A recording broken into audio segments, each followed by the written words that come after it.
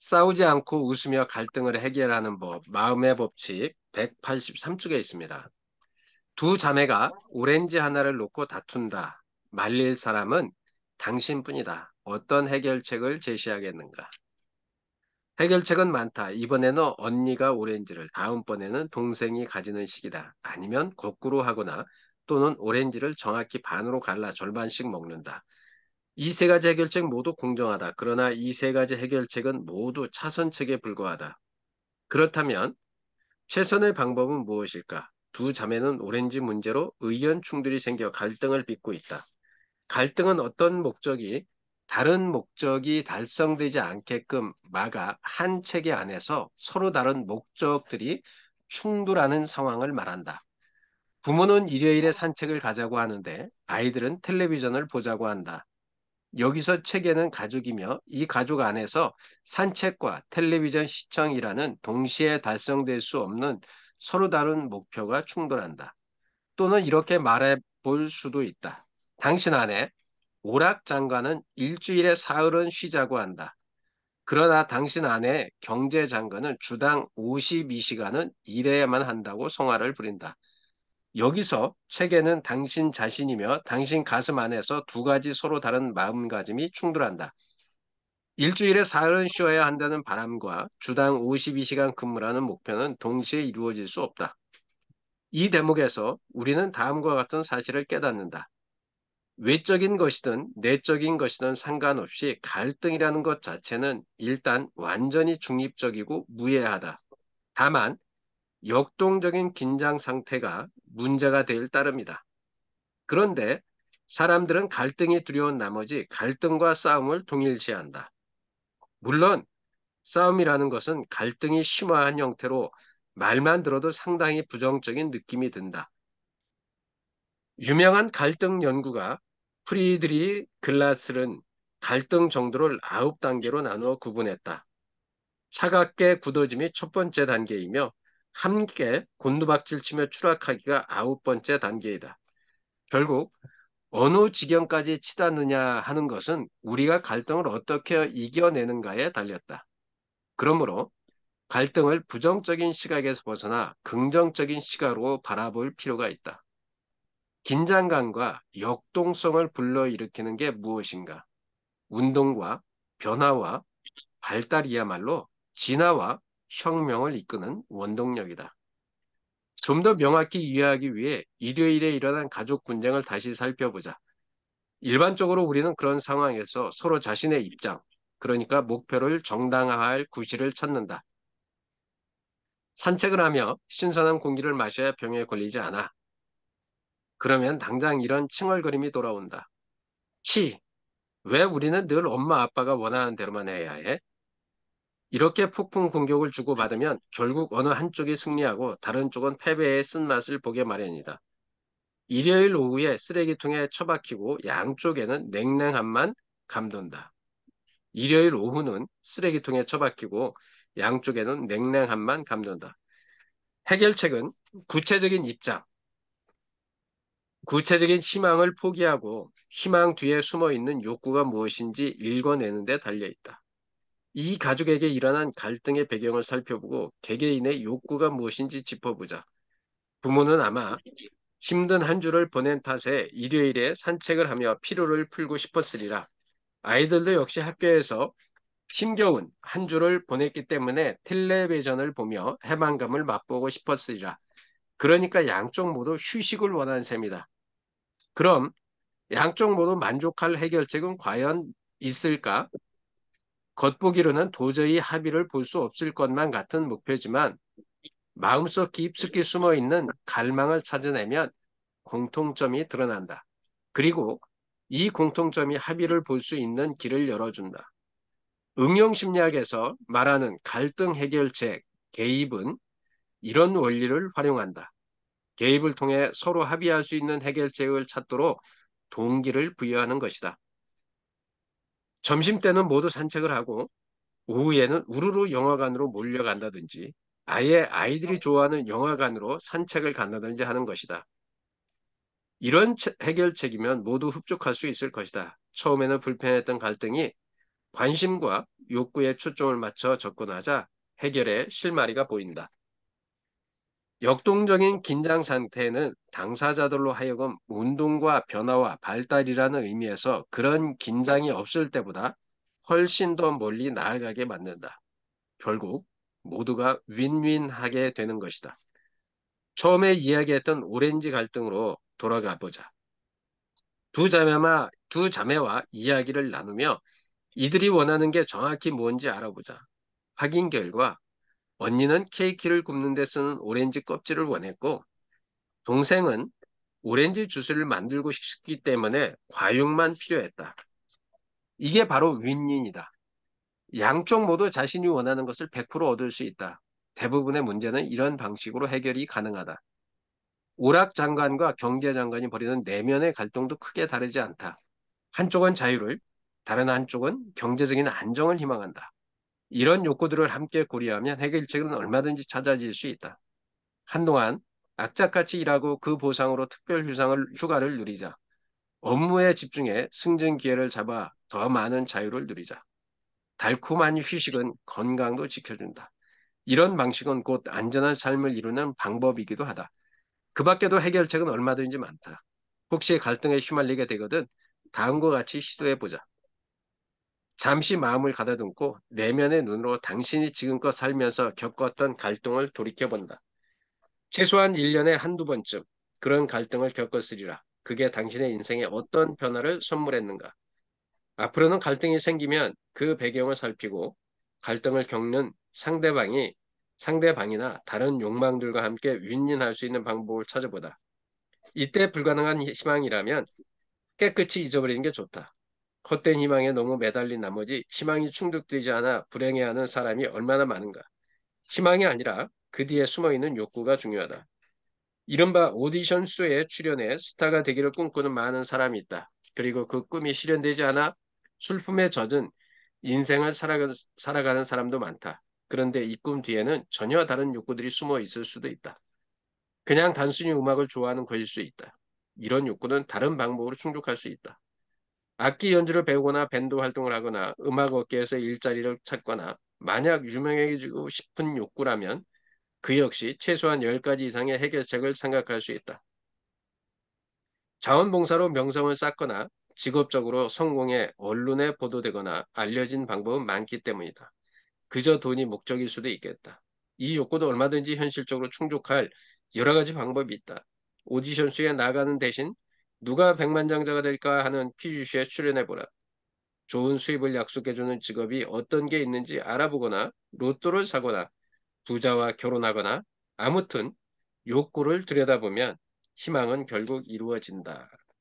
라는 이야기에서 어떻게 하면 싸우지 않고 웃으면서 갈등을 해결할 수 있을까? 그리고요, 바로 이어지는 게 재밌는 주제예요.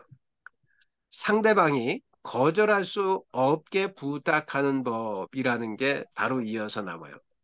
부정적 상태 감소 가설과 공감 이타주의라는 두 가지에 대해서 이렇게 비교해서 이야기를 하는데요. 요거는 짧아서 한번 읽어드려 볼게요. 그리고 그게 190쪽이고 그 다음에 205쪽에 보면 왜 나는 싫어도 싫다고 말하지 못할까? 이 동조 현상이라는 게 있더라고요. 그래서 요것만 한번 이야기를 해볼게요. 우리 조혜수 선생님 혹시 네, 책 좀 한번 읽어주실 수 있으세요? 네, 190쪽부터 그 파트만. 네, 네, 네, 읽을 수 있습니다. 감사합니다. 네. 상대방이 거절할 수 없게 부탁하는 법, 부정적 상태 감소 가설, N 공감 이타주의. 새로운 자동차를 구입하느라 좀 무리를 했다. 그런데 돈이 급하게 필요하다. 저녁이면 자주 같이 술 마시러 가는 이웃에게 돈을 꾸고 싶다. 다음 세 가지 상황 가운데 어느 때 부탁하는 게 가장 좋을까? 첫 번째, 그가 아빠가 되었을 때. 두 번째, 그가 막 아내와 이혼했을 때. 세 번째, 지극히 평범한 날. 사람들은 대개 자발적으로 세 번째 상황을 택한다. 응, 평범한 하루일 때 마음이 여유로우며 신경이 날카롭지 않다고 판단하기 때문이다. 그렇지만 그런 날이야말로 이웃이 당신을 도울 가능성이 가장 희박하다. 여러 연구에 따르면 사람은 자신이 기분이 좋을 때 흔쾌히 남을 돕는다고 한다. 기분이 좋으면 마음이 긍정적이고 개방적이 되어서 관대한 마음으로 다른 응. 사람을 기꺼이 돕게 되는 것이다. 잠을 푹 자고 좋은 기분으로 출근하면 다른 날보다 동료들에게 친절하게 대하는 것처럼 말이다. 실제 실험에서 공중전화 박스 안에 100원짜리 동전 하나를 놓고 그걸 발견하는 사람이 나타날 때까지 기다렸다. 그런 다음 연기자가 등장해 동전을 주운 사람 앞에서 가방을 떨어뜨리며 바닥에 서류들이 흩어지게 했다. 동전을 발견한 사람들 가운데 서류 줍는 것을 도운 사람은 안녕하세요. 16명 중 14명이었다. 약 88%에 해당한다. 비교를 위해 동전을 그냥 발견하지 들으셔도 못한 돼요. 사람들은 얼마나 돕는지 시험해 보았다. 이 경우에는 25명 가운데 단 한 명만 도왔다. 4%에 해당하는 비율이다. 동전을 발견한 사소한 기쁨 하나 때문에 남을 도울 확률이 20배나 넘게 높아진 것이다. 다른 사소한 장치도 비슷한 효과를 불러일으켰다. 이를테면 좋은 냄새나 아름다운 음악도 남을 도울 마음을 자극한다. 그런 의미에서 보자면 앞의 예시에서 이웃이 나를 도울 확률이 높은 날은 그가 아빠가 된 날이다. 응. 그런데 더 놀라운 사실이 있다. 사람은 기분이 좋지 않을 때 더 열심히 남을 도우려 한다는 사실이다. 우리는 어떤 일에 죄책감을 느끼며 다른 좋은 일을 함으로써 그 죄책감을 상쇄하려는 경향을 보인다. 그래서 고해성사를 하러 가는 사람이 고해성사 이후보다 더 많은 기부를 한다. 고해성사 이후에는 이미 속죄를 받았다고 여기기 때문이다. 또 다른 사람이 고통을 받는 것을 보면 아픔을 느껴 도우려 하는 마음이 든다. 예를 들어 누군가 눈앞에서 폭행을 당하면 본인도 견디기 힘들 정도로 불편한 마음이 된다. 공감의 효과 때문이다. 얻어맞은 사람에게 감정이입을 해서 그 아픔을 똑같이 느낀다. 그래서 말리거나 경찰을 부름으로써 기분을 낮게 만들려 노력한다. 서글픈 감정에 빠진 사람일수록 기꺼이 남을 도우려 한다. 이른바 부정적 상태 감소, 가설에 따르면 기분이 나쁘면 상황을 개선할 가능성을 체계적으로 찾는다. 좋은 일을 함으로써 기분의 밸런스를 맞추려 한다는 것이다. 그럼 결국 우리는 기분의 밸런스를 맞추기 위한 이기적인 동기에서만 남을 돕는다는 말일까? 이 물음을 두고 학자들은 오래전부터 논쟁을 벌여왔다.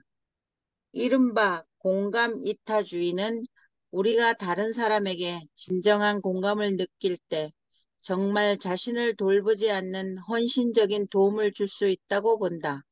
공감이 개인의 이해관계와 얼마나 밀접하게 맞물려 있는지는 이미 확인한 바 있다. 결국 왜 돕는가 하는 물음은 그리 중요하지 않다. 인간은 서로 돕고 살아야 한다는 사실이 중요하다. 그리고 이제 어떻게 해야 남의 도움을 잘 받을 수 있는지 알게 되었으니 이익이다. 앞으로 도움을 요청할 일이 생기면 아무리 급해도 그가 지금 어떤 상태인지 체크하라. 그가 나를 도울 마음이 없는 게 아니라 단지 타이밍이 좋지 않았던 것일 수도 있으니까 말이다. 이상입니다. 감사합니다. 어디 가셨어요? 네, 제가 음소거를 해놓고 말을 하고 있었네요. 저희가 네. 지금 두 가지 사례를 봤어요. 하나는 싸우지 않고 갈등을 해결하는 법. 그리고 두 번째는 상대방이 거절할 수 없게 부탁하는 거. 그러니까 이게 여기는 사례가 좀 다르게 나왔는데 상대방이 거절할 수 없게 부탁하는 방법이라는 마케팅 쪽이나 이런 쪽에 책이 참 많이 나와 있어요. 그게 네. 그런데 여기에서는 심리학적으로 풀어놨는데 참 재밌게 풀어놓은 것 같아요. 우리 네. 임희옥 선생님은 어떻게 우리 조혜숙 선생님 읽으시면서 좀 뭐 좀 생각하신 게 있으신가요? 저 이거 저번에 한번 읽었었는데요. 예. 저도 그 첫 번째로 마음이 지극히 평범한 날이라고 첫 번째 생각했고, 두 번째가 이렇게 거꾸로 지금 우리가 일반적으로 하는 것처럼 아빠가 되었을 때 기쁠 때라고 생각을 했었는데, 이거 읽으면서 그렇더라고요. 기분이 안 좋을 때 돕는다라는 이야기가 있어서, 다음에는 제가 누구한테 만약에 저도 그랬나라고 생각 한번 한 적이 있거든요. 제가 만약에 다음에 요청을 할 때 이혼을 했는지 기분이 나쁜지 한번 물어보고 해야 될 것 같습니다. 이상입니다. 네. 임희옥 선생님은 두 사례 다 저, 같이 엮어서 이야기해 주셔도 좋고요. 저는 김일 교수님 읽어주시는 그 문장에서 네. 우리가 뭐 갈등 이런 거를 해결할 때 이게 왜 막 금방이라면 사람이 그어서 막 생각이 분노가 차고 막 열이 올라가 있기 때문에 해결이 안 되고 그 중간에 음. 뭐 산책을 하고 그런 얘기 막 나왔잖아요. 그죠? 네. 그래서 해결할 때는 진짜 그 막 열등 느낀 그 뒤에 마음, 그 다음에 마음이 참 궁금했고 어떻게 해결해 가는지 그래서 일단 시간이 흘렸잖아요. 그죠? 뭐 며칠 지나버리고 그러면은 그 산책하고 중에서 얼마나 거기서 소통이 되기 때문에 충분히 해결이 가능할 것 같고 그 뒤에 마음을 별 것도 아닌 마음을 다 알 수 있을 것 같아요. 저는 그런 여유를 가지면은 그게 음. 문제가 됐고 조 선생님이 이야기하신 거 읽어주신 문장에서는 이제 그렇게 생각 못 해봤는데 동전 하나 주어도 사람이 기분이 좋으니까 그 남을 돕는다는 거. 그러니까 사람 마음이 그렇게 이제 심리학에서는 그렇게 그를 뭐 이렇게 관찰해서 봤겠죠, 그죠? 막 그렇네. 제가 사실은 어저께인가 이제 아침 산책 갔다가 조금 이리 벗어나가면 할머니들이 시골에서 막 가져오는 그런 그게 있어요. 근데 고구마 줄기 까는 거. 그걸 갖고 왔는데 그 안에 처음 이리 씻으니까 100원짜리가 한 몇 개가 떨어져요. 어머야, 이 할머니가 세상에 이거 돈을 막 떼겨놓고 왜 안 챙기셨지? 동전이 몇 개 있네, 겠네. 그 다음에 또 몇 개 또 쪼르륵 또 나오는 거예요. 1,000원이 나왔어, 100원짜리가. 우와. 우와. 이걸 갖다 드려야 된다라고 생각하고, 맞잖아요. 그 그렇죠. 시골에서 이렇게 해간 게 그냥 처음에 몇 개는 막 흘려가 들어가긴 했는데, 나중에 네. 이제 신다고 다 이 공지를 털어보니까 1,000원이 나왔어. 지금, 와. 그 동전 하나를 주었을 때 그런 마음인데 저는 그 1,000원이 됐으니까. 어떤 기분이었겠냐고요. 그걸 갖다 드리면 그 할머니는 얼마나 감사할까. 그리고 또 한 가지. 이게 우리가 이제 걷다 오면은, 어머, 나 저 풋고추가 참 맛있어 보여가지고, 또 살려고 보면 지갑 돈은 없고, 참 그래가지고, 1,000원짜리가 하나는 있고, 아저씨, 이거 좀 몇 개면 안 돼요? 저는 한 5개 정도면 되는데, 이거 2,000원씩 다 안 줘도 돼요. 미안해가지고, 그러니까. 아침부터 말이야, 줄라면 5만 원짜리 이런 걸 톡 주고 사야 되는데, 됐어, 가져가! 이러는 거예요, 할아버지가. 맨날. 그래가지고, 진짜 감사하면서. 그러면서, 내가 갖다 줘! 이러는 거예요. 그러니까 이제 오늘 아침에 내가 진짜 그 까먹으면 안 되겠다 싶어서 딱 갔다 오다가, 아저씨 진짜 어제 너무 감사했다고. 너무 고맙다. 이제 이러면서, 이렇게 하여튼, 왜 또 그 이야기가 또 그래갔죠. 동전 이야기 하다 보니까 그래갔네. 하여튼, 그래, 그 1,000원이 맞춰졌을 때, 이게 실수를 흘린 건지, 뭐, 어찌 된 건지 모르겠지만, 제가 꼭 갖다 주면 그 할머니의 표정을 읽고 싶어요. 읽고 다음에 또 말씀해 드릴게요. 하여튼, 사람 심리가 좀 그렇네, 그죠? 이게 나는 누구하고 네. 갈등 느꼈을 때는 좀 시간을 벌고 싶어요. 그 시간은 차이를 두고 금방 해결을 하려고 하면 안 돼. 바로 그냥 탁 얘기 나오기 때문에. 이랬나, 저랬나, 뭐, 이렇게 가면서 생각이 오고 가고 하다 보면은, 그와 탁한 물도 시간이 가면 걸러지는 것처럼, 이제 그렇게 생각이 들어서, 하여튼 두 분 얘기 잘 들었습니다. 심리를 이용하는 거라서 조금 생각을 해볼 그런 내용인 것 같아요. 네. 우리 감사합니다. 박상욱 교수님은 좀 어떻게 생각하셨는지.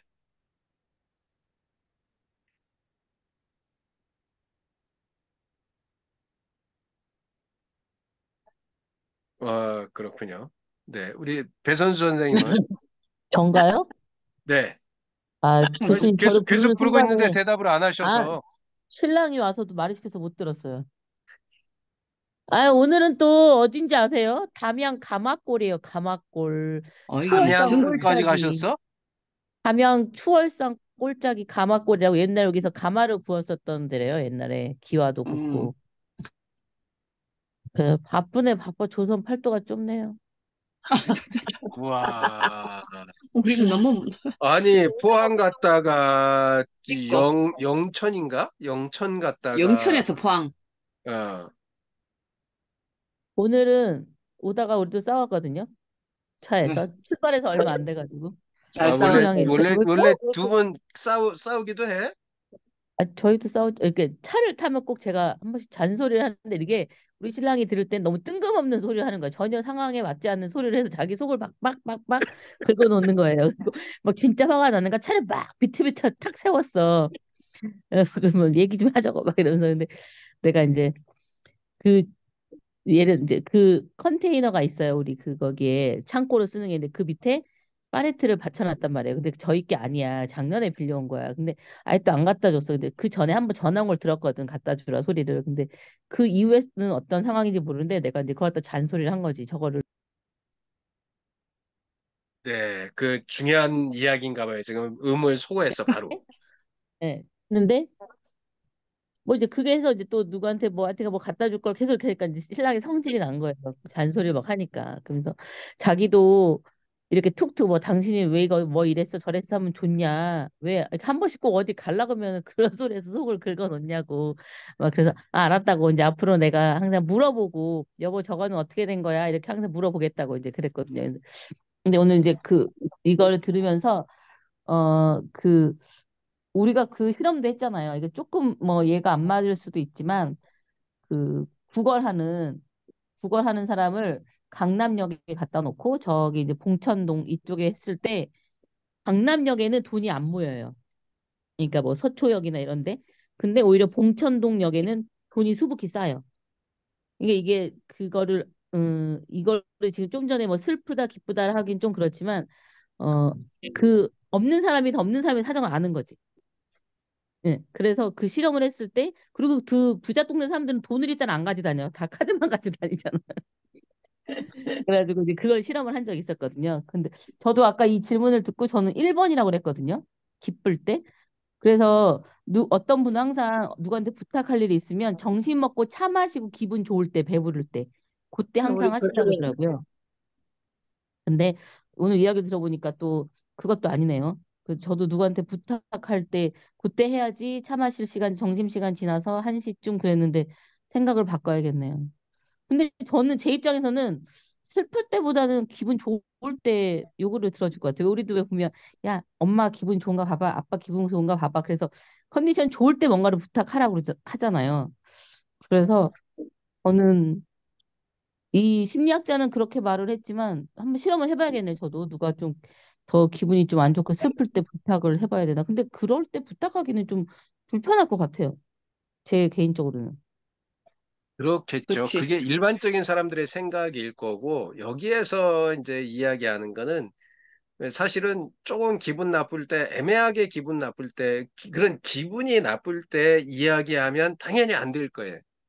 근데 지금 이런 거는 상황이잖아요. 기분이라기보다도. 어떤 좀 안 좋은 상황이 생겼을 때 그런 거니까 기분이 안 좋은데 가서 이야기했다간 shadow 맞겠죠. 그게 맞을 거고. 음. 네. 우리 정성덕 선생님은 좀 어떻게 보셨는지. 네, 저도 이제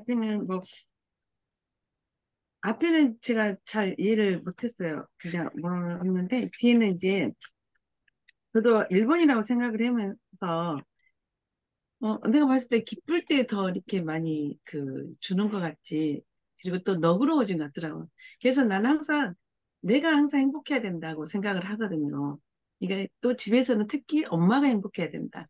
그래야지 애들한테도 이렇게 화도 안 가고 애들한테 잘해줄 수 있고 또 남편한테도 잘하니까 남편도 잘하니까 애들하고도 사이도 좋고 이런다고 생각해서 기쁠 때 그래서 저도 이제 아빠가 되었을 때 되게 그때 하면 좋겠다 싶었는데 아까 이제 배송 선생님하고 거의 비슷한 생각을 한 거예요.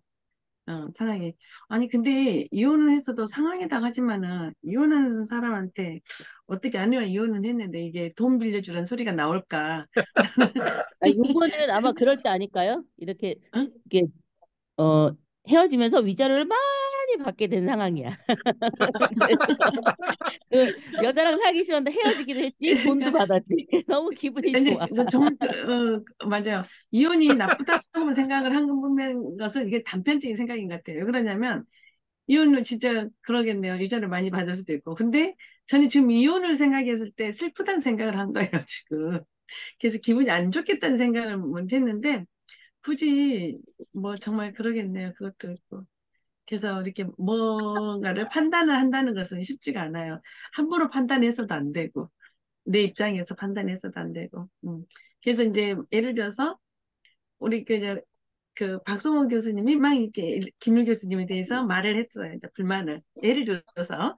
그랬다는 거예요. 근데 이제, 아, 맞다. 막, 그럼 어떻게 그럴 수 있냐 했는데, 김일 교수님 이야기 들어보면 또 그게 맞는 거잖아요. 우리가 보통. 그래서 항상 삼자 대면하고 삼자 이야기를 들어봐야 된다고 하고, 그래서 저도 이제 남편 흉 보고 뭐 할 때는 자수한테 그래요. 이거는 내 입장에서 말을 한 거예요. 그걸 말을 하거든요. 그래서 여기서도 그런 것 같아요. 저는 기쁠 때 아무튼. 근데 여러 가지 생각해 볼 수 있어서 재밌었네요. 그러니까 이게 저는 기쁠 때라고 생각한 게 아니라 이런 어떠한 그 이벤트가 있을 때는 끼어들기가 어렵겠다라고 저는 생각을 했어요. 그래서 저는 3번을 생각을 했었거든요. 근데 지금 말씀하시는 거 보면 아무래도 기분이 좋을 때 아까 우리 배쌤이 얘기하셨던 것처럼 저기 정성 선생님 말씀하셨나요? 그, 그 부모님이나 이렇게 용돈을 받아낼 때도 부모님의 상황을 보고 기분이 좋을 때 하는 게 일반적인데 여기서는 또 되게 역설적인 이야기를 해줬고요. 그리고 앞에서 그 싸우지 않고 웃으면서 갈등을 해결하는 법에 저는 여기에 그냥 그 한 단어로 지금 이분이 그 이야기한 거 보면 저는 배려와 양보라는 생각을 했어요. 그러니까 이 가족 이야기를 해주면서 그런 얘기를 하잖아요. 어, 그 응용심리학에서 말하는 갈등 해결책, 개입은 이런 원리를 활용한다. 개입을 통해 서로 합의할 수 있는 해결책을 찾도록 동기를 부여하는 것이다. 그러니까 여기에서 보면 점심 때는 모두 산책을 하고 오후에는 우르르 영화관으로 몰려간다든지. 근데 일단 점심 때 산책을 하려면 아이들은 자기의 문 생각을 일단은 내려놔야 되잖아요. 나는 죽어도 안 돼. 나는 죽어도 집에 TV 봐야 돼. 라고 한다고 하면 이게 안 되는데 그거를 서로 협의를 해서 자기 거를 조금 내려놓고 이제 그리고 마지막에는 그 여기가 있어요. 아예 아이들이 좋아하는 영화관으로 산책을 간다. 이거는 이제 완전히 마인드의 전환이잖아요. 부모님이 아이들한 그쪽으로 영화관도 산책이다라고 생각하고 생각이 바뀌어야 되거든요. 산으로 가고 들로 가야만 산책이 아니라 그래서 이런 해결책이면 모두 흡족할 것이다고 얘기를 했는데 사실은 이렇게 해결이 된다면 싸움 날 일이 거의 없을 것 같은 그러니까 키즈 카페 같은 것도 아까 저는 그거 할 때 키즈 카페도 생각했었고요. 저 예. 같은 경우는 우리 아이들 그 가족 데리고 다니면서 산에 데리고 다녔거든요. 거기다 지들 맘대로 뛰어놀게 만들어요. 그리고 엄마들, 아빠들끼리 놀고, 애들끼리 노니까 애들이 이제 처음에는 하루를 놀다가도 애들이 하나도 안 놀았다 해서 토요일 날 가고 일요일 날 늦게 오면에도 불구하고 애들 하나도 안 놀았거든요. 걔도 되게 만족을 해요. 그러니까 애들 자기들끼리 열심히 뛰어놀았고, 엄마들은 또 엄마들대로 애들 밥 해주고 뭐 하는 거 피곤하지만, 그때 이제 수다도 떨고 이야기할 수 있는 시간들이 있으니까 다 만족을 했거든요. 아빠들은 아빠들도 대로 애들 고기 고주면서도 또 자기만의 시간을 가질 수 있어서. 음, 그렇게도 볼 수 있네요. 진짜 그렇게 되면 진짜 대만족인데요. 네. 하여간, 어, 이렇게 또 한 소절 읽고 이야기를 해보는 것도 재밌네요. 우리 한 번 더 왜 나는 싫어도 싫다고 말하지 못할까? 이 부분 한 번 더 읽어보고 같이 한번 나눠보면 좋을 것 같아요.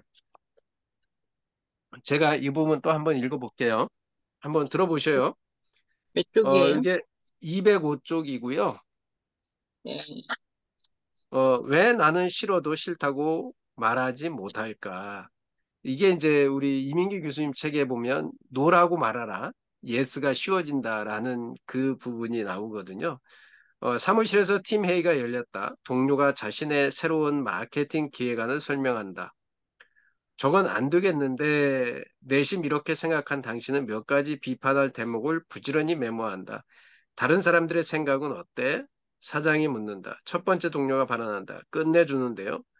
당신 옆자리의 여직원도 훌륭하다는 의견이다. 나머지 6명도 입을 모아 칭찬한다. 모두 열광한 표정이다. 이제 당신이 발언할 차례이다. 무엇라 말하겠는가? 비록 불편한 진실일지라도 자신의 의견을 똑부러지게 밝히면서 개성을 과시할 멋진 기회이다. 우리는 모두 자기만의 독특함을 자랑하고픈 갈망을 가지고 살아간다.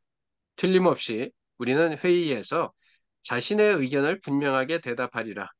하지만 실제로 이런 상황에 처하면 우리는 거의 모두 자신의 의견을 내세우지 못한다. 지금까지의 모든 연구 결과가 그 사실을 증명한다. 인간은 대개 현실의 상황에 적응하려 노력한다. 다시 말해, 당신도 결국 동료의 제안이 좋다고 이야기하고 비판점들을 적은 메모지를 쓰레기통에 버릴 것이다. 어째서 그런 걸까? 심리학에서는 이런 현상을 동조라고 하는데, 동조는 인간이 자신을 집단에 맞추려 하는 경향을 뜻한다. 동조가 일어나는 주된 원인으로는 정보 영향과 규범 영향 두 가지를 꼽는다. 너무 어려운 말이니까 간단하게 빌리고 굽힌다로 부르자. 빌리고 굽힌다. 우리는 다른 사람으로부터 정보를 빌리거나 다른 사람의 판단에 굴복한다. 그럼 첫 번째 빌리는 일부터 살펴보자. 우리가 상황을 즉각적으로 정확하게 판단할 수 없는 일은 자주 벌어진다. 정보가 부족하거나 같은 정보라도 달리 해석될 여지가 충분하기 때문이다.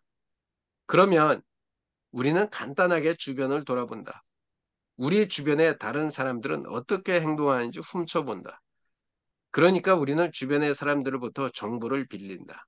이게 바로 정보 영향이다. 정보 영향이 실제로 어떻게 이루어진지 확인하기 위해 어두운 공간 안에서 사람들에게 빛으로 만든 점 하나를 보여줬다.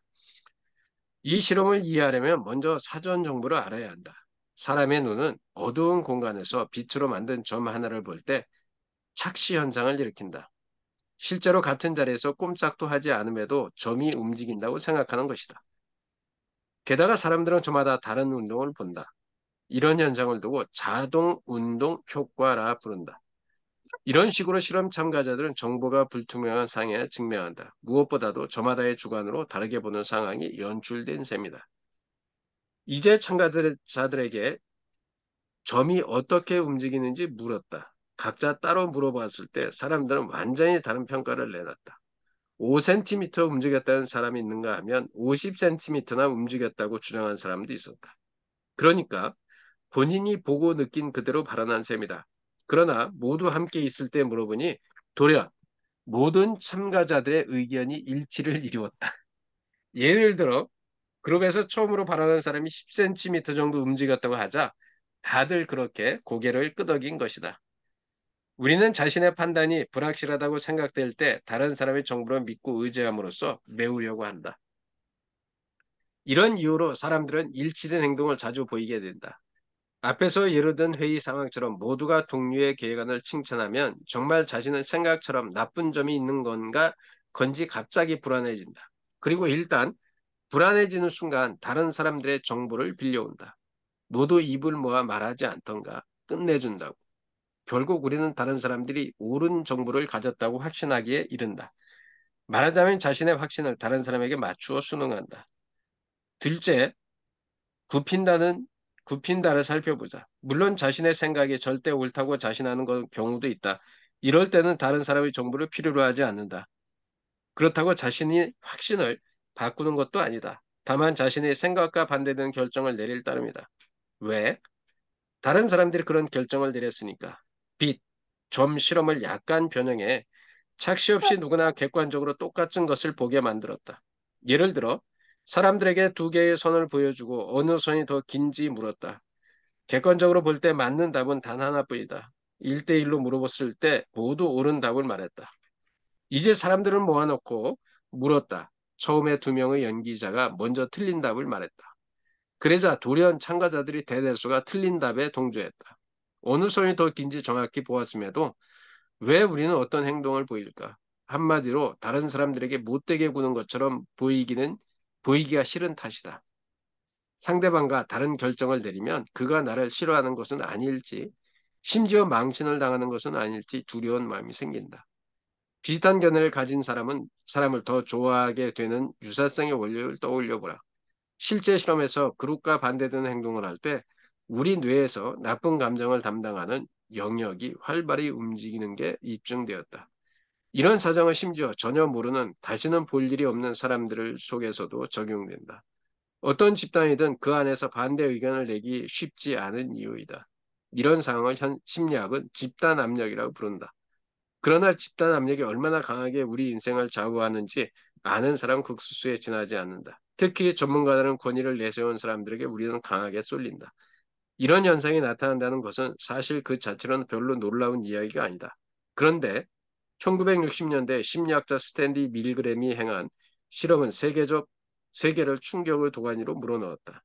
밀그램은 복종 실험이라 불리는 실험으로 당시 엄청난 사회적 화문을 일으켰다. 실험 참가자들은 죄수로 꾸민 연기자에게 전기 충격을 주라는 과제를 받았다. 그들은 처벌이 학습과 어떤 연관이 있는지 알아보는 실험인 줄 알고 참여했다. 전압은 꾸준히 올라가 사회 골토를 넘는 지경에 이르렀다. 연기자는 비명을 지르며 반항하다가 결국 축 늘어져 아무 반응을 보이지 않았다. 그럼에도 실험 참가자 대다수는 실험 감독의 요구에 순종하며 계속 전압을 높였다. 이들은 책임을 너무도 쉽사리 권위자에게 떠넘겨 버리는 충격적인 행동을 보였다. 지극히 정상적인 사람이 그처럼 남김없이 자신의 양심을 포기하고 권위로 꾸며진 인물에게 복종하려고는 누구도 예상하지 못했다. 물론 일사불란하게 행동하는 게 나쁜 것만은 아니다. 좌우를 주의 깊게 살펴야 올바른 정보를 얻는 경우도 있기 때문이다. 사람들이 자신의 고집만 내세운다면 사회는 유지될 수 없다. 다만 중요한 것은 우리의 행동의 배경을 정확히 의식하는 일이다. 다음에 이런 상황을 만나면 먼저 자신에게 이렇게 물어라. 지금 이런 행동을 하는 게 정말 나 자신일까?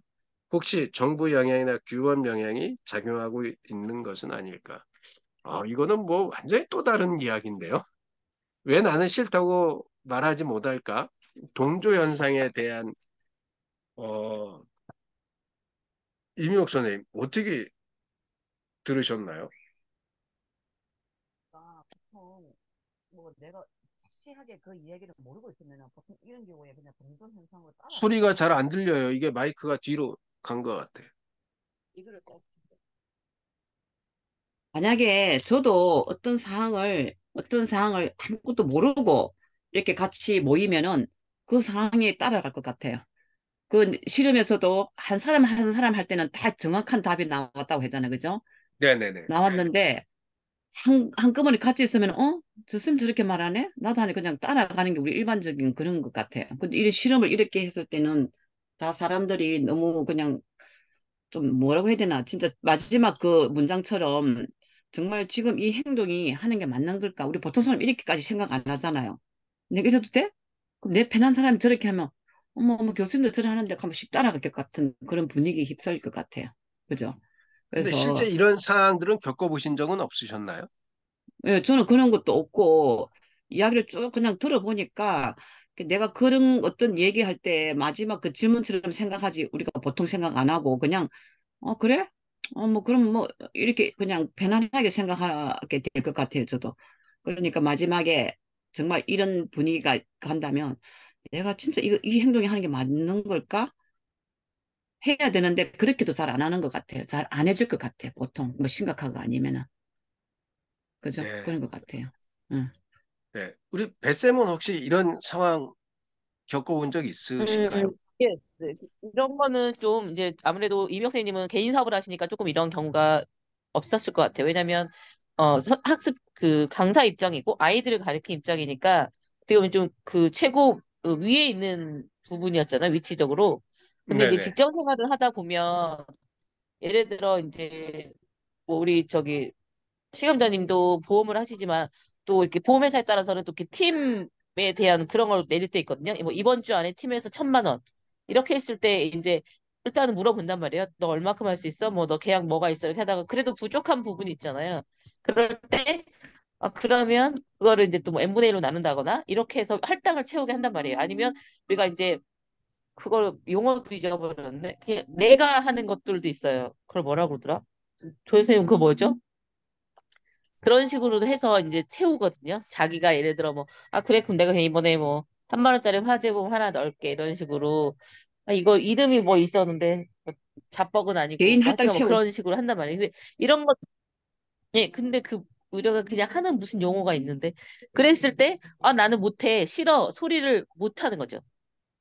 그리고 다 다른 사람들도 n분의 1만큼 자기가 부담을 안는 거기 때문에 그런 경우가 있었고 또 직장 생활을 하다 보면 위에 뭐 이제 상급자들이 말을 했을 때 밑에 있는 사람들 같은 경우에는 자기가 분명히 아니라고 생각하지만 그 이제 그 전체적인 분위기, 팀 분위기 듣고 이래서 그 말을 못 하는 경우도 있는 것 같아요. 그 건의에 대해서 우리나라 사람들은 특히 또 이렇게 어, 그 위에 있는 사람들에 대한 걸 뭐 약간의 어떤 예의 같은 거 이런 차원에서도 그렇게 했을 때 버릇없게 보이는 부분들이 있잖아요. 하급자들이 상급자한테 그렇게 했을 때 그래서 그런 부분 때문에 건의에 대해서 그렇게 복종하는 경우가 많은 것 같고 특히 정치하는 사람들 그렇잖아요. 내가 그렇게 생각하지 않아도 당의 이념이 그렇다면 나는 그렇게 생각 안 하는데? 라고 잘 못하잖아. 근데 요새는 이제 후쿠시마는 뭐 이쪽에서도 그건 아닌 것 같다. 이렇게 말을 하는 사람들이 있지만 거의 그게 묻혀버리죠. 좀 다수에 의해서 소수는. 그런 것 쉽지 같아요. 네. 않죠? 내 주장 내세워서 말하기가. 네. 그렇죠. 조혜 그러니까 선생님 한 튀고 말씀 싶지 해주셔요. 않고 음. 무리해서 이렇게 미운 오리가 되고 싶지 않은 거지. 그러니까 직접, 예, 우리 배쌤처럼 조혜 선생님은 그런 일들이 좀 있지 저도, 않았을까요? 저도 그런 경우가 생기죠, 사무실에서는. 생기면, 그리고 저도 생각하는 게 같이 가야 된다라는 생각이 저는 좀 있어서 거기서 태클을 걸고 좀 이렇게 반대 의견을 내놓으면 또 저 리더 입장에서 얼마나 힘들까라는 생각을 저는 많이 하는 편이라 그냥 그 따라가는 쪽이기도 하고 그리고 대체적으로 거의 한 90%는 그렇게 하죠. 간혹 가다가 뭐 있기는 하지만 그렇게 하면은 막 분위기도 싸해지고 또 좀 그게 좀 여파가 오래 가거든요. 그래서 그런 경우는 잘 없는 것 같아요. 그냥 따라가는 쪽이 많은 것 같아요. 그렇죠. 일반적으로 좋은 게 좋은 거지라는 것도 네. 있고 네. 또 금방 말씀하신 것처럼 조직에서 이단화가 되기 싫은 거죠. 그쵸. 잘못해가지고 내가 그 말을 하면 이게 내가 왕따가 될 수 있는 아주 위험한 상황이 생길 수 그렇게 있거든요. 하기도 사실 어려워요. 네, 저 같은 어려워요. 경우도 그 급식실에서 일할 때 그런 경험을 많이 당했거든요. 그러니까 내가 좀 그런 식으로 만약에 하면 그래, 너 잘났다. 너 대학이나 나와. 대학까지 나와서 왜 설거지를 하면서 그런 것까지 이제 태클이 걸리는 거야. 네가 대학까지 나왔는데 얼마나 못났으면 여기서 지금 내가 설거지를 하고 있어. 이렇게 되는 거죠. 잘났, 잘난 사람이 여기서 왜 그러고 있냐. 이런 식으로까지 이렇게 비하까지 당하는 상황이 생기거든요. 그런 경우가 맞아요. 사실 많아요. 예, 실제로 그런 게 우리 주변에 실제로 많거든요. 그러니까 그게 노라고 이야기하는 거, 그러니까 그 배세은 그래도 자기 이야기를 되게 잘하는 그 편에 속하잖아요. 이제 그런데도 불구하고 그렇지 않아요. 이렇게 편안한 분위기 괜찮은데 어떤 그런 조직에서 그런 거 할 때는 저도 좀, 부당하다고 알면서도 부당을 많이 당했어요. 저도. 그러니까 저도 또 보기랑 다르게 좀 그러지 못하고, 아까 근데 우리가 처음에 노라고 말하지 못한 이유 했을 때는 그때 저도 그거에 대해 질문했잖아요. 이민규 선생님한테. 저 남이 부탁을 하면 거절을 못해요. 그랬을 때 이민규 선생님은 너는 모든 사람한테 사랑받으려는 욕구 때문에 그래. 그 마음을 버려라고 하셨는데, 오늘은 또 다른 관점에서 풀어진 거잖아요. 그러니까 우리가 딱 그 그렇죠. 말을 들었을 때, 우리가 그 말 했을 때 나는 착한 사람으로 보이고 싶고 좋은 사람으로 보이고 싶어라는 마음 때문에 그럴 줄 알았는데 예를 들어준 건 또 그거랑은 조금 다른 관점이더라고요. 음, 그러니까 참 그 이게 그러니까 이 심리학자들이 이야기하는 거 보면 참 재밌어요. 그 아마 이런 상황에서 이민기 교수님이라면 그 임의혁 선생님 어떻게 얘기했을까요? 교수님, 그렇게 어려운 질문을 저한테 하면 어떻게 하자고요? 아, 참말로.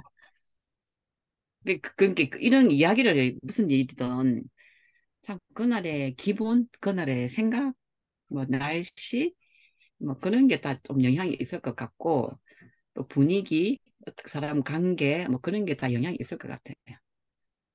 뭐 왠지 이 그러니까 사람을 진짜 잘 좀 우리가 막 식사 같은 거 맛있게 대접을 하고 이야기를 하면은 그냥 다 이렇게 이끌려가는 것처럼 분위기에 맞춰서 이렇게 뭐 중요한 일을 한다든지 하면은 이제 그런 것도 좀 생각이 들기도 하고 저는 어저께 햇빛 보면서 우리 그 뭐지 브루클리 그 한 가지를 가지고 어떻게 생각하냐고 딱 교수님 질문하셨잖아요. 저는 그때 이제 최정환 선생님이 브로콜리 뭐 우리가 네 막 이런 거 생각하다 보니까 아니지 그 뭐 막 건투가 딱 그 키워드가 나왔어. 건투니까 그 글로브 낀 거를 생각하고 저는 브로콜리를 갖다가 제가 뭐 하여튼 이거 주먹이라고 이렇게 했는데 우리 각자 어제 몇 사람이었죠 하는데 다 내 어떤 사람은 뭐 작은 알갱이부터 해가지고 그 브로콜리 하나를 가지고 다 생각이 틀렸듯이 우리가 이런 심리적인 것도 먼저 그 사람의 진짜 그 개인에게 다 틀렸듯이 같이 밥을 먹고 어우러져서 방향을 살이 이끌어가는 이야기를 하면은 저도 이야기가 산으로 가는데 질문에 대해서 답이 뭐 어디 빗나가는 것 같은데 하여튼 어렵습니다 교수님 어려운 거예요 네, 어렵고 모르겠어요. 제 생각은 좀 그렇게 저는 생각이 들었어요. 이민규 교수님하고 이렇게 말을 하다 보면 지난번에 왜 주인수 선생님 그랬나요? 이민규 교수 항상 말할 때 보면 입꼬리가 올라가 아니 있다고. 조혜 선생님 하셨다니까 교수님 아, 그 조혜숙 선생님이 말은 했나요?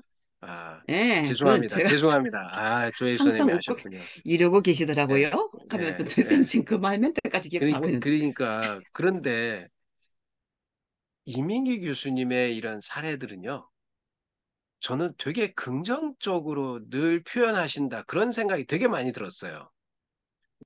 그러니까, 어떻게 보면 이것도 저기, 왜 나는 싫어도 싫다고 말하지 못할까라는 게 말이 되게 어렵게 써놨어요. 양을 많이 해놨는데 되게 어렵게 써놨는데 이민기 교수님 같은 경우는 그래, 싫으니까 싫지. 근데 왜 그 싫다고 이야기 못해? 거기에서 네가 왕따 당할 수 있잖아. 뭐 예를 들면 그렇게 이제 쉽게 표현하시는데 여기는 뭐 되게 그 복잡하고 뭔가를 설명을 막 하려고 했는데 집중이 안 돼. 가다가 마지막에 이야기한 게 지금 이런 행동을 하는 게 정말 나 자신일까? 혹시 정부 영향이나 규범 영향이 작용, 그러니까 그래서 어쩌라고. 그러니까 정보 영향이나 규범 영향이냐 이 말이 더 어려운 것 같아. 그러니까 싫어서 말 못하는 거는 왕따 당할까 봐 쉽게 얘기해서 조직에서 팽당할까 봐 뭐 이런 얘기잖아요, 결론은. 그래서 내 의견을 직접적으로 표현하지 못하는 거야라고 할 수 있는데 어 아마 이민규 교수는 그렇게 좀 어떻게 보면 심플하게 뭐 책 쓰는 것도 요새는 점점점 심플해지는 것 같으니까 심플하고 짧고 예 그렇게 하셨던 것처럼 예, 아마 내용이 많이 책은, 바뀌지. 예, 책은 그렇게 쉽게 써야 되는 것 같아요. 조혜숙 이렇게, 선생님 요번에 책 쓰신 게 이렇게 쉽게 썼잖아요. 네. 왜냐하면 네. 이렇게 사람이 머리가 혼란스럽게 이거 글자 수 늘리기 위함이 아닐까? 라는 그런 생각을 근데 요거는 또 근데 약간 동성의 차이가 있을 수도 있고 이게 번역서잖아요. 그러다 네, 보니까 그 사람이 하고자 하는 말이 정확히 전달이 안 될 수도 있을 것 같아요. 번역하면서. 응. 뭐 그럴 수도 있겠죠. 예, 그럴 네, 수도 네. 있는데 일단은 어쨌든 텍스트가 많아졌는데 앞에서부터 뒤에까지 쭉 읽어 나가다 보면 심플한 것보다는 조금 뭔가 복잡, 미묘. 복잡하다라는 예, 그런 생각이 좀 들게 하는 원래 그래 이민기 교수님 그런 얘기예요. 이 학자들이나 심리학자들이 그 더군다나 전문가들이라고 하는 사람들이 자기가 평소에 쓰는 그 전문 용어가 익숙하지 일반인들이 쓰는 용어가 익숙하지가 않다는 거거든요. 그러니까 글을 쓸 때 전문가들은 전문 용어로 쓰는 게 훨씬 편하지 일반인들이 쓰는 용어를 쓰는 게 정말 어렵대요. 그러니까 그 하여간 그 우리 이 심리학 책들을 이렇게 실제로 보면 그 뭐 우리 그 긍정이나 그 심리학의 대가라고 하는 그 셀리그만 그 책 보면 그 저는 되게 어렵더라고 내용이. 우리 뱃쌤은 쉽게 읽을지도 모르겠다. 그죠? 긍정 심리학 같은 거. 읽어보고 말씀드리겠습니다. 정답이시네, 정답. 야, 읽어봤을 낀데 나 대답하기 좀 애매해. 그래서 지금 뭉개는 것 같은. 긍정의, 긍정의 심리학이요? 예, 긍정 심리학.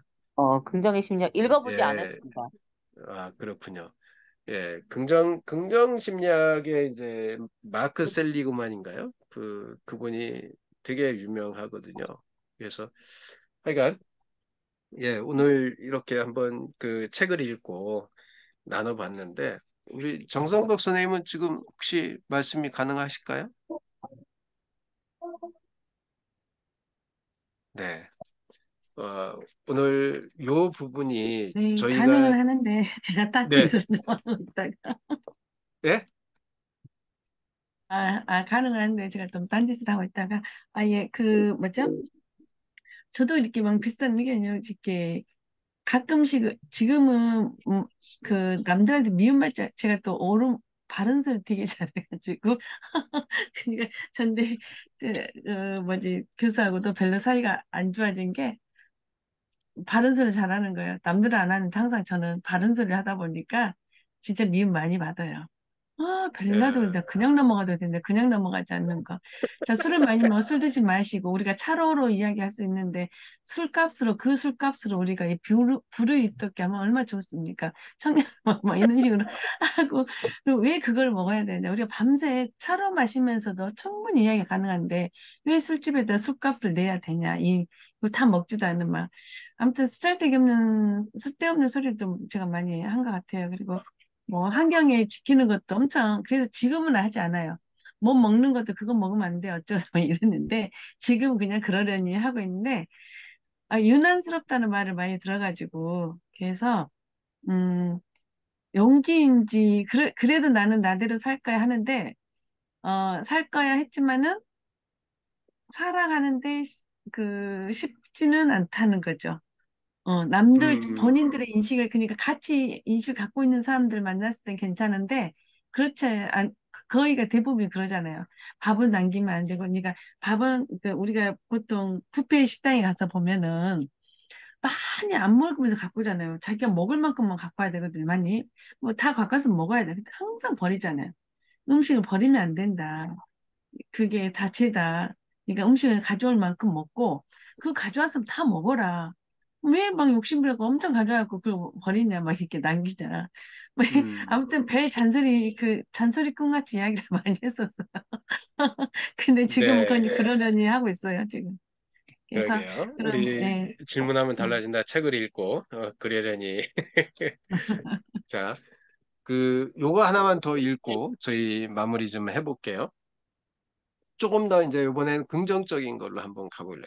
창의적인 사람은 무엇이 다를까? 226쪽에 있어요. 226쪽. 이걸 정신적 블로깅이라고 이야기를 표시를 하는데요. 이른 아침 시간 서둘러 출근을 하는데 아는 얼굴과 마주쳤다. 서로 반갑게 인사를 나눈다. 안녕하세요, 미스터 공공. 잠깐만, 저기 난처하게도 이름이 떠오르지 않는다. 저 사람 이름이 뭐였더라? 마이어? 말러? 밀러? 아무튼 M으로 시작하는 이름인데 오후 늦게야 문득 이름이 떠오른다. 하말. 그래, 바로 하말이야. 마케팅 부서 동료의 남편이지. 사람 이름만 그런 것이 아니다. 이른바 정신고착이라는 이 현상은 우리가 정보를 기억하거나 새롭고 의미 있게 결합하지 못하도록 방해한다. 이 현상은 개념, 사건, 상황, 일자 등 모든 영역에서 나타난다. 정신고착을 극복하기 위해 창의적인 문제 해결 연구라는 이름으로 실행된 실험을 하나 살펴보자. 이 실험은 너무나 유명해서 심리학 강의실을 넘어 어린이지능 개발용 체계까지 수록되었다. 두 그룹으로 나뉜 참가자들은 각각 다음 물건들을 얻었다. 첫째, 없었어. 작은 양초 하나. 둘째, 성냥갑. 셋째, 앞핀. 그 다음 눈높이에 맞게 초를 달아 놓으라는 과제를 주었다. 두 그룹의 차이는 이랬다. 첫 번째 그룹에서는 성냥으로 양초에 불을 붙이라고 일러두었고, 두 번째 그룹에게는 아무것도 일러두지 않고 바로 과제를 수행하게 했다. 어느 쪽이 더 빠르게 문제를 풀었을까? 승자는 두 번째 그룹이었다. 이들은 앞핀으로 성냥갑에 박을 벽에 고정한 다음 받침대로 활용했고 그 위에 초를 세워 불을 붙였다. 반면 첫 번째 그룹은 양초를 그대로 벽에 고정하려고 여러 가지 시도를 한 끝에 실패하고 말았다. 이 결과는 어떻게 설명할 수 있을까? 성냥으로 불을 붙이는 바람에 첫 번째 그룹은 이른바 정신적 블로킹이 일어난 것이다. 성냥갑을 넣어두어 성냥 이 말이 안 돼. 성냥갑을 성냥 넣어두는 통으로만 본 탓에 일어나는 정신적 블로깅을 심리학은 기능고착이라 부른다. 이런 부담을 전혀 갖지 않았던 두 번째 그룹은 어렵지 않게 성냥갑의 기능을 통해서 받침대로 바꿔 해석할 수 있었다. 이게 바로 창의성의 비밀이다. 다시 말해서 창의성이란 어떤 물건을 그 고유한 기능 이외의 목적으로 활용하는 능력이다. 미스터 하말 이야기로 되돌아가 보자. 강제된 기억은 아무튼 M으로 시작하는 이름인데 마이어, 말라, 밀러 하는 생각에 고착되고 말았다. 이로써 다른 가능성, 예를 들어 M은 세 번째 자리였지 하는 기억을 활용할 수 없다. 고착 효과는 무의식의 차원에 머물며 우리의 의식적인 문제 해결 과정을 가로막는다. 이런 고착은 심지어 일주일이 지나서야 풀리기도 한다. 정신적 불lu깅을 당했다는 생각이 들면 창의적 휴식 시간을 갖는 게 좋다. 근데 지금 여자랑 남자가 예, 문제를 그게 아니고 아예 우리 완전히 잊어라. 이렇게 하면 일종의 생산적 망각 상태가 된다. 이때 좋은 점은 고착의 극복이 완전히 수동적으로 일어난다는 사실이다. 머리를 너무 쥐어짜지 말고 약간 인내심을 가지고 기다리는 것이 필요하다. 학계와 문학의 주요한 명사들, 이를테면 베르톨트 브레이트, 찰리 채플린, 알베르트 아인슈타인 등의 위인들이 만든 필생의 걸작이 모두 창의적인 휴식 시간 뒤에 탄생했다는 사실을 기억하자. 이렇게 본다면 나이를 먹어가면서 자동적으로 망각이 일어나는 것도 제법 매력적인 측면을 가했다는 생각이 든다. 아이고 힘들어. 뭐 이렇게 말이 꼬였냐고요.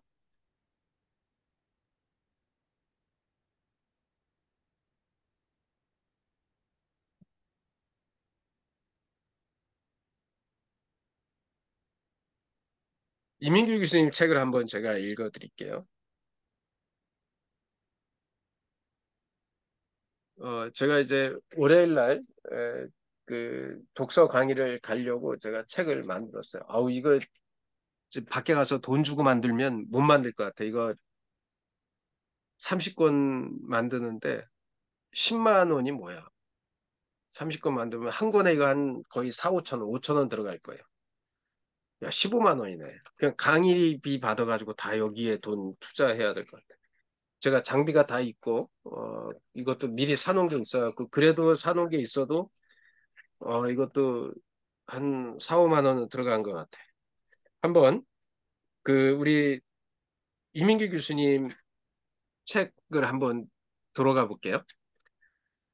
생각을 바꾸는 질문에 지금이라는 키워드에 가슴에서 이까지 거리, 많은 사람이 소중한 사람들에게 해야 할 정말 중요한 말을 마지막 순간까지 미룬다. 그리고 마지막 순간이 지나서야 눈물을 흘리면서 과거형으로 이렇게 말한다. 사랑했어요. 잘못했습니다. 감사합니다. 여기까지만 이뤄도 마음이 막 그 가슴에서 이까지의 거리가 막 느껴지지 않나요? 상담을 하다 보면 가슴에 이까지 거리는 30cm밖에 안 되는데 가슴 속의 말을 입으로 꺼내기까지 30년 이상이 걸렸다는 사람들을 만난다. 마지막 순간에 울면서 말하지 말고 지금 웃으면서 표현하라. 고마워, 미안해, 사랑해. 아니, 이 숨 막혀, 이 책이. 그러니까 모르겠어요. 우리가 이분한테 빠져서 그런지 모르는데 느낌이 오세요? 이민혁 오죠. 선생님? 느낌이 팍 오죠. 저도 이 문장 보면 생각이 나는 게 많잖아요. 우리가 사람들이 왜 그런 말이 있잖아. 아파갖고 병실에서 누워가지고 내일 모레 오락가락 할 때, 내가 뭐 못해줘서 미안하고, 어떻게 해서 미안하고, 그때 말하지 말고, 진짜 기분 좋고 그거 할 때 미리 말하라고. 진짜 또 오늘 교수님 또 뭐 좀 더 거하게 읽어주니까 더 와닿네요. 진짜. 30cm도 안 돼요. 사실 입하고 입 가슴 거리가. 30cm 안 돼요. 안 되는데도 30년이 뭐야. 이 말을 못 꺼내가지고 화해를 못하고 진짜 등 돌리고 사는 사람도 많고. 참 표현해야 사랑이다. 진짜 명언이 또 나온다. 그냥 그 말 그러니까 한마디 표현을 못해서 그죠. 참 표현하는 게 중요하다고 생각해요. 아니 창의적인 사람이 저는 무엇이 다른가 하는데 작은 양초 하나 성냥갑 앞인 그걸 갖고 설명하고 뭐 성냥갑을 갖다가 받침대를 쓴 거냐 못 썼느냐 참 저는 모르겠어요. 교수님 아까 읽어주신 그 문장에서요. 제가 딱 생각나는 게 뭐냐 하면 창의력은 휴식 시간에 나온단 말 있잖아요. 그와 예, 유명한 사람들 보면은 진짜 모른 버핏이고 누구 간에 제가 그때 무슨 강의했는데 지금 딱히 기억은 안 나는데 1년에 한 번 휴식을 떠난다 그랬잖아. 네네. 그때만. 그죠. 그때 이제 그 1년 회사 경영을 다 한다. 아이디어가 떠오른다. 그런 시간들이 정말 필요한 것 같아요. 그냥 놀러 가는 게 음, 아니라. 그래서 여행을 가고 휴식을 하고 하는 게, 제가, 진짜 또 막 연결된다. 책에 그 일본 윗바사나 저자인데, 한번 갔다 오셔도 괜찮을 것 같더라고요. 일본 저자인데요. 진짜 이 사람은 초등학교도 제대로 안 나왔어요. 안 나오고, 그 건강기능식품하고 화장품 이런 회사 대표인데, 정말 자기는 학교 다닐 때 공부도 뭐도 정말 하기 싫었대요. 그래, 엄마, 선생님들이 그래도 이런 자식은 학교는 가야지. 그래도 저는 그게 연결이 안 돼가지고, 이게 자기 그거를 깨라. 뭐 상상을 깨라. 제목이 지금 내가 막 적어놨는데. 그래가지고 이 사람이 하는 얘기가 모든 관계 속에는 그 사랑이라는 게 그게 있어야 다 이제 모든 일을 해도 일이 된다라는 결국 그런 이야기더라고요. 그래서 그게 지금 왜 갑자기 떠오르지? 그러니까 그런 휴식을 취하면서 자기는 회사 대표인데도 회사에 안 나타난대요. 안 나타나고 10명의 어떤 자기 정말 찐팬, 찐 직원이 있는데 그 회사 다니는 사람들이 몇십 년이 지나도 회사를 나가려고 생각도 안 한대요. 일을 더 잘하고 있고 그 속에는 이 사람이 딱 하는 얘기가 나는 여행지에서 만난 사람들과 상상을 하고 그 제품의 아이디어와 그것을 확장해 나간다. 나는 공부를 하지 않아도 그런 공부를 해야 된다는 그 개념을 깨뜨려라. 나는 안 했지만은 이렇게 세금을 일본에서 제일 가장 많이 낸 음, 돈을 많이 수입이 많아서 가장 세금을 많이 낸 사람으로 불리고 같이 일하는 사람들도 그 세금을 그렇게 내게끔 했다라고 제가 음, 그 유튜브를 듣고 책 제목 어디 적어놓고 막 따라 듣다가 했는데 그책 제목이 뭐냐 하면 사이토 히토리의 상식을 깨부수라 이 음, 책이거든요. 그 책인데 진짜 들을수록 빠져들고 책추남이 읽어주는 걸 제가 들었거든요. 들었는데 진짜 그 회사를 절대 운영을 하는데도 진짜 돈도 많이 벌고 세금을 가장 많이 낸 사람이고 자기하고 관련된 사람들도 세금 이름 날 정도로 많이 내게 했고 회사 나지 않으면 직원들은 더 스스로 일을 한다. 이런 거에서 그 속에는 항상 사랑이 들어 있었다. 이 말이 직원들도 사랑하고 그 말이 되게 메시지가 강하게 와닿았어요. 이제 휴식을 취하는 것도 자기는 여행지에서 그런 일을 많이 한다. 여행 관광객을 만나면서도 그때 이제 대화를 막 하면서 떠오르는 거를 자기 업무에다가 확정해 간다. 그 얘기를 해서 되게 와닿았어요. 우리가 막 좋으면은, 기분이 좋으면 막 일이 에너지가 막 가지를 치고 나가잖아, 뻗어 나가잖아요. 이게 스트레스 그렇죠. 속에서는 그런 이야기가 안 되잖아요. 그래서 저는 그 말이 되게 와닿았어요. 음. 음, 우리 조혜수 선생님 아까 좀 전에 이야기 하시려고 아, 했었는데, 그래서 우리가 그 윗바사나에 오는 사람들이 연중 행사로 1년에 한 번씩 오는 사람들이 많다고 해요. 음, 진짜 몸과 마음을 쉬면서 거기에서 많이 아이디어도 얻고 심신이 쉬는 것 같아요. 그래서 우리도 머리도 많이 쓰고 하는데 그것도 필요하지 않나 이런 생각이 들었습니다. 음, 이게 좀, 지금 두 책에 그 느낌의 차이는 좀 어떠셨어요? 저는 이 책이 사실 좀 어렵더라고요. 예, 그렇게 막 아까 처음에 거하고 두 번째 거 읽을 때는 그래도 좀 나았고 세 번째 지금 네 번째는 도대체 무슨 얘기를 하는 거야? 뭔 얘기야? 지금 맨 끝에 것만 기억이 나요.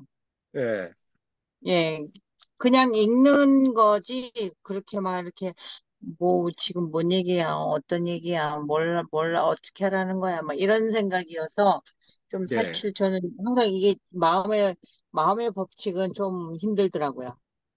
그래서 이거는 좀 많이 읽어야 뭐 서너 번 읽어야지 내 것이 되려나 좀, 좀 어려워요. 그래서 그렇죠. 마음의 법칙이 어려운 이유가 뭔지 아세요? 뭐예요? 몰라요. 우리는 법 없이도 사는 사람인데 법칙을 갖다 놓으니까 어렵죠. 맞죠? 맞아요. 명언이에요. 아니, 나 못 뱃셈은 들어서 명언 아니 다시 뱃쌤 못 들으셨대요. 다시 다시, 해주라고? 예, 왜 마음의 법칙이 어려운지 아세요? 우리는 법 없이도 사는 사람인데 법을 갖다 놓으니까 어렵죠. 그러니까요. 그래서 뱃셈은 명언만 얘기한다고요. 명언 제조기 돌아갑니다. 예, 네. 근데 뱃셈, 이따 끝나기 전에, 네네. 나가기 전에 나 한 가지만 물어보고 나가요, 이따. 내가 물어볼 네네. 게 있어요. 네네. 네. 네. 우리 김민숙 선생님 좀 늦게 들어오셨지만 저희 이야기 대화 속으로 좀 들어오실 수 있으실까요? 어떤 이야기이죠? 지금 요거 질문이 뭐죠? 이거 질문하면 달라진다. 요거 하고 있나요? 아니면 마음의 법칙 하고 있나요? 마음의 법칙은 거의 안 읽었어요. 마음의 법칙 하고 있는데 저는 어렵다고 했어요. 아, 저는 그게 책을 제대로 무슨 안 얘기를 읽어가지고. 했냐면요. 마음의 법칙하고 이민규 교수님의 책하고를 제가 이제 마지막에서 이제 한번 비교해서 읽어드렸어요.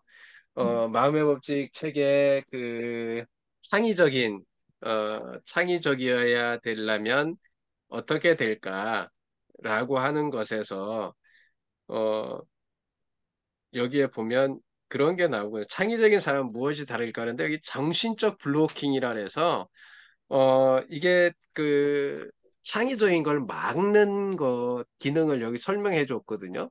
그래서 오히려 창의적인 거는 어떠한 그 가이드라인을 정해주지 않고 이야기하는 게 더 창의적이다.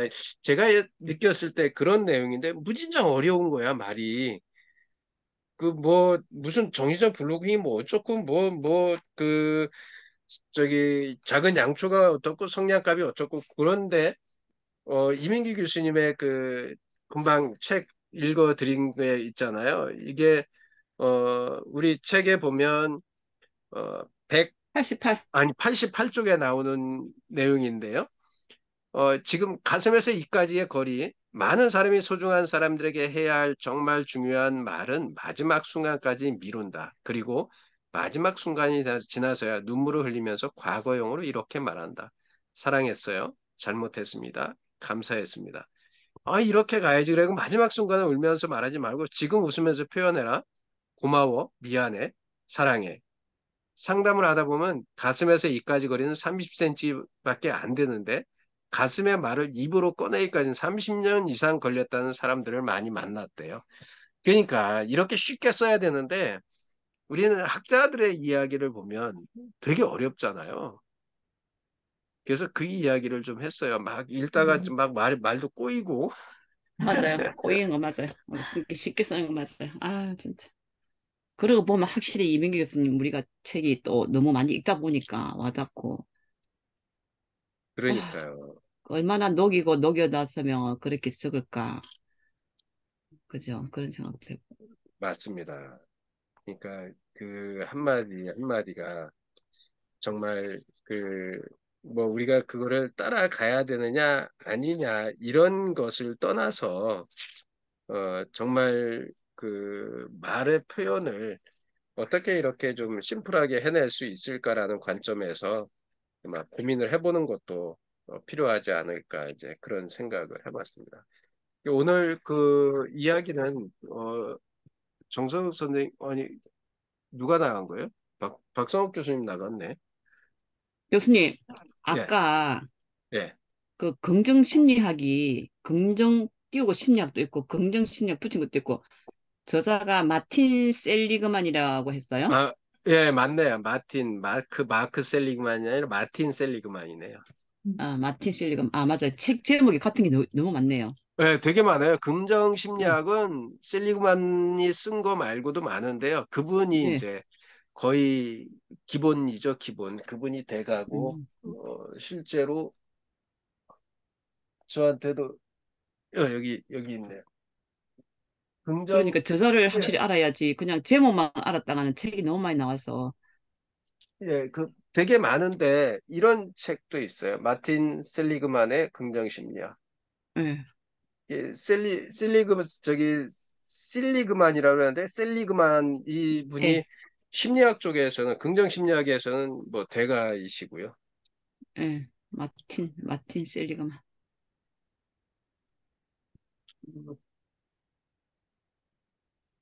네, 하여간, 이제 긍정 심리학 얘기를 하면 이분 이야기는 거의 기본적으로 나오겠죠.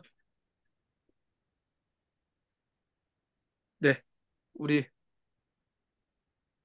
하여간 저희 이런 얘기 했었습니다. 김익 선생님 좀 또 요즘에는 좀 어떻게 건강은 좀 잘 챙기시고요. 네, 오늘도 한의원에 아까 가가지고 침 맞고 즉 계속 그러니까 조금은 나아지는 것 같긴 한데 아무튼 무리하진 않으려고 하고 있어요. 얼굴 표정에 그, 나 네. 아파 그런 표정이 지금 보여서. 아니, 아, 그래요? 네. 김미수 선생님은 그렇게 선생님, 몸이 안 좋으신데 책을 갖다가 또 그 열받아가 쓰시겠다 하면 몸이 어찌게 아, 뛰겠노? 열받아서 열받아서는 아니고요. 즐겁습니다. 화면 공유 좀 한번 좀 해주시겠어요? 아, 아, 자랑 자극되네, 좀 자극돼. 하려고요. 자랑 좀 하려고. 이제 아, 거의 다 썼는데요. 아, 정말, 아니, 어제 제 느낌에 그 딱 네, 이야기 하시니까 그 얘기가 다 네네. 들어 있었어요, 지금. 맞죠? 네네네. 이야기가 다 그냥 들어 있었던 것 같아요. 지금 화면 공유가 되고 있나요? 네, 지금 아침에 이제 저기 교수님하고 또 이야기를 하면서 박수원 교수님께서 또 인사이트를 주셔가지고 얘는 표지는 아직 못 만들었고요. 지금 이렇게 교실 속 마스터마인드 울랄라 작은 순간 큰 깨달음 선생님과의 따뜻한 수업대와 관찰과 성찰을 통한 변화 한 걸음 나아가기 해서 이렇게 해서 지금 거의 한 3장, 4장쯤 쓰고 있거든요. 그래서 그동안 했었던 걸 다시 한번 이렇게 되돌아보니까 쓸 말들이 좀 많고 또 이렇게 사례들이 좀 이렇게 직접 있다 보니까 사례들을 여기다가 선생님들 수업하면 제가 어떻게 써주는지 1학기 때는 막 길게 썼는데 이제는 이제 조금 나눠가지고 이렇게 써주고 이런 것들을 좀 넣어가면서 여기 선생님한테 사례를 했더니 참관록 귀한 참관록입니다. 뭐 몇 번씩 읽고 적용해 보도록 하겠다. 뭐 이런 피드백도 주시는 선생님들 것도 쓰고 저 혼자 막 나는 이 말 계속 얘기하는데 저 혼자 책에다가도 한번 좀 써서 처음에는 이제 선생님들 아름다운 스승님이십니다. 지금 서희초 사건도 있고 선생님들이 어떤 마음적으로 조금 힘을 내야 되는 그런 부분도 여기다 이렇게 넣어주고 저 스스로에게도 좀 이렇게 무장하려고 이런 이야기도 좀 넣어주고 그다음에 따뜻한 수업 대화 하면서 이제 했었던 사례들 하면서 이제 여기 선생님들한테 제가 수업 대화 제안할 때 일단 마치고 와라. 되게 부담을 많이 가지실 것 같아서 부담 가지지 말고 수업에 대해서 준비한 것과 얘기 한번 나눠요. 이렇게 해서 메시지를 보내가지고 선생님들 와서 거기에 한번 그 김민숙 선생님이 서 계시네요. 아, 이거요? 제가 투닝으로 만들었어요. 만들면서 지금 이걸 만들면서 똑같이 그림을 좀 비슷하게 가려고 몇 개를 지금 집어넣고 있거든요. 이렇게 글씨만 그러니까. 바꿔가지고. 네.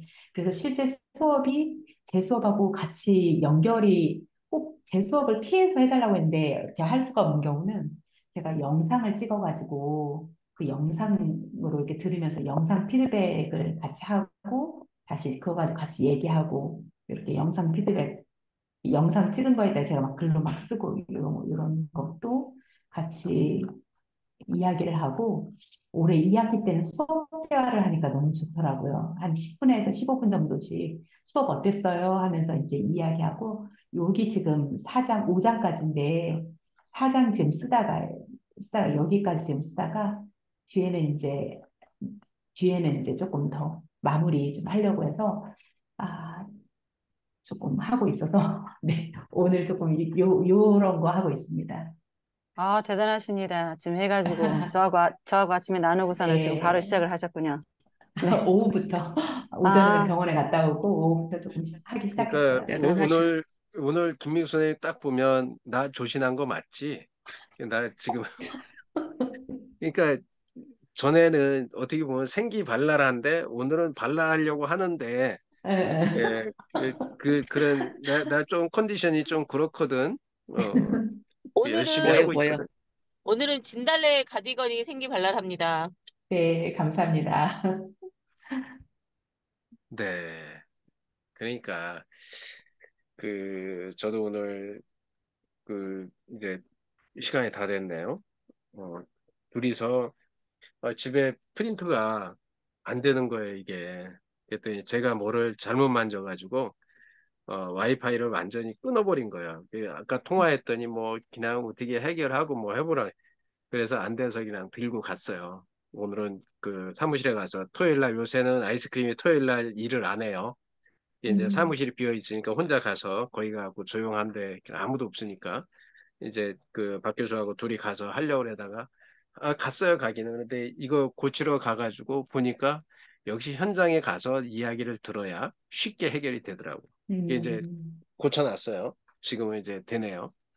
그러니까 그렇게 하고 이제 가가지고 또 열심히 쓴다고 하고 또 우리끼리 있으니까 또 그 여유가 있잖아요. 그러니까 쉬고 싶을 때 쉬고 집은 아니지만 거기에다가 침대를 갖다 놓으면 어쩔까? 뭐 이런 둘이서 그런 얘기하고 있고 힘들 때는 뭐 제 방에 저뿐이 없으니까 그러니까 제가 아까 너무 피곤해서 거기에 박스를 깔고 신문지 위에다 깔아놓고 아, 그리고 누웠다가 일어났어요.